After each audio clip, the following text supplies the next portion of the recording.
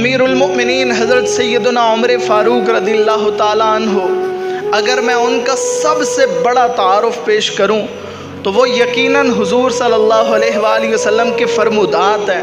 اللہ کے رسول صلی اللہ علیہ وآلہ وسلم نے فرمایا کہ لو کان بعدی نبی لکان عمر، فرمایا اگر میرے بعد کوئی نبی ہوتا تو وہ خطاب کا بیٹا عمر ہوتا۔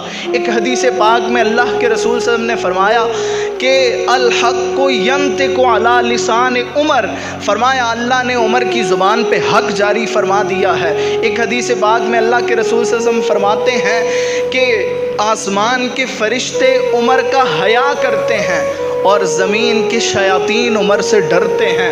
عمر جس راہ پہ چلتا ہے شیطان وہ راستہ بدل لیتا ہے۔ عمر بھر خاک بکف خاک بسر پھرتا ہے، مضطرب دشمن مولائے عمر پھرتا ہے، اور آپ کا نام تعوذ کی جگہ کافی ہے، آپ کے نام سے شیطان کا سر پھرتا ہے۔